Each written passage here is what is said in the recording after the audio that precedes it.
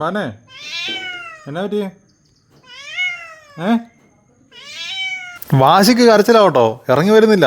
മണ്ടയിലോട്ട് അങ്ങനെ കയറിപ്പോയി അതുപോലെ ഇറങ്ങാൻ മേലേ. ഇത് ഭയങ്കര നിലവിളി. ഇതെന്നാന്ന് മനസ്സിലാകുന്നില്ല. പിന്നിതാ പിന്നെ ദേഷ്യം വരുന്നത് എന്നാത്തിനെ നിലവിളിക്കുന്നത് മാത്രം അറിയത്തില്ല കേട്ടോ. എത്ര നേരമായി. ഞാൻ പിന്നെ അകത്ത് ഒരു സ്റ്റൂൾ എടുത്തോണ്ട് കാണിച്ചു. നത്തല്ല ഇറങ്ങി നിന്നാൽ നമുക്ക് എടുക്കാമല്ലോ. ബാ ഇറങ്ങിക്കോ. അന്നേരം അങ്ങോട്ടും തിരിഞ്ഞ് പിന്നെ ഒരു കിടപ്പാ അവിടെ. ഇതെന്തോ വാശിപ്പുറത്താവട്ടോ. എന്നാ നടത്തില്ല, എന്നാൽ സീരിയസ് പ്രശ്നമാട്ടോ.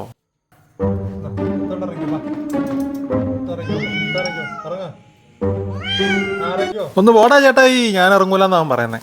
കണ്ടോ അവിടെ ഇരുന്ന് ആറ്റിറ്റ്യൂഡ് മാന്തി മാന്തി ഇടുന്ന കണ്ടോ. ഒന്ന് ആലോചിക്കട്ടെന്നൊക്കെ, ഇറങ്ങണോ വേണ്ടയോന്ന്. എന്നിട്ട് തെക്കോട്ട് നോക്കി തന്നെ ഇരിക്കുക കടവാല്. ഞാൻ പിന്നെ സോപ്പിട്ട് പയ്യൻ എടുത്തോട്ടോ. ആ തട്ടിന് മീതെ ഇവിടെ സർവമാന പൊടിയും ചുക്കിരവലും ഉണ്ടാവും എൻ്റെ മേത്ത്. നിങ്ങളുടെയൊക്കെ വീടിൻ്റെ ടെറസ് ക്ലീൻ ചെയ്യാണ്ട് പറഞ്ഞാൽ മതിയേ, കയറ്റി വിട്ടേക്കാം. അവസാനം ഉപഗ്രഹം സക്സസ്ഫുള്ളായിട്ട് ലാൻഡ് ചെയ്തിട്ടുണ്ട്. അവിടുന്ന് ഞാൻ രാത്രിയുടെ യാമങ്ങളിലേക്ക്. ഞാനും കുട്ടപ്പയും മാത്രം കൂരിട്ട് അതെറ്റി പോയനെ. കുട്ടപ്പയും കാണത്തില്ലല്ലോ. നോക്ക്, വൈകിട്ട് പോത്തിന് വെള്ളം കൊടുക്കാൻ മറന്നുപോയാൽ ഇങ്ങനത്തെ അവസ്ഥ ഉണ്ടാകും ഗൈസ്.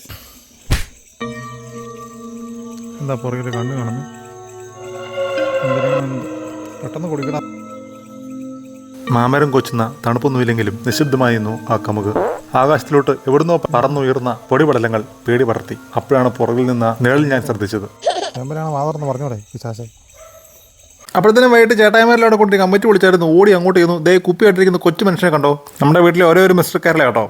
പുള്ളി ഒരു ജിമ്മ് തുടങ്ങാൻ പോവാ. അതിൻ്റെ ചർച്ചയാണ് ഇങ്ങനെ നടന്നുകൊണ്ടിരിക്കുന്നത്. ജിമ്മിന് ഡെമോൺസ്ട്രേഷൻ ചെയ്യാൻ എന്നെ തന്നെ അവരങ്ങ് തിരഞ്ഞെടുത്തു കേട്ടോ. അതൊരു പണിയായിരുന്നു പിന്നീട് മനസ്സിലായേ. ഈ പന്തറിഞ്ഞതൊക്കെ പിന്നെ അവിടുന്ന് അങ്ങേയറ്റം തൊട്ട് ഇങ്ങേയറ്റം വരെയുള്ള എല്ലാ മെഷീനും എന്നെ കയറ്റി ഇറക്കി കേട്ടോ. അവസാനം ഇഞ്ച് പരുവത്തിലാണ് ഞാൻ പുറത്തിറങ്ങിയത്. ആ ജിമ്മിലെ കണ്ണാടിക്ക് എന്തോ പ്രശ്നം കേട്ടോ. നമ്മുടെ മസിലൊക്കെ കുഞ്ഞായിട്ടാണ് കാണുന്നത്. ജിമ്മ് വരുന്നത് ഹിറ്റ് ഫിറ്റ്നസ് നമ്മുടെ എയർപോർട്ട് റോഡില്ലേ, അവിടെ ഉണ്ട്. നമ്മുടെ കൊച്ചി ഇന്റർനാഷണൽ എയർപോർട്ടോട്ട് പോണ വഴിക്കാണ്.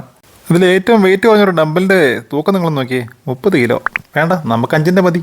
എന്തിനാ വെറുതെ. അത് കഴിഞ്ഞിട്ട് നേരെ വീട്ടിൽ ചെന്ന് പാണ്ഡുവിനെ എണ്ണാൻ പഠിപ്പിച്ചു കേട്ടോ. പാണ്ഡു സക്സസ്ഫുൾ ആയിട്ട് 5 വരെ എണ്ണുന്നത് കാണിച്ചുകൊണ്ട് അടുത്ത വീഡിയോ കാണാം. ഇതൊരു ടാറ്റ. ആ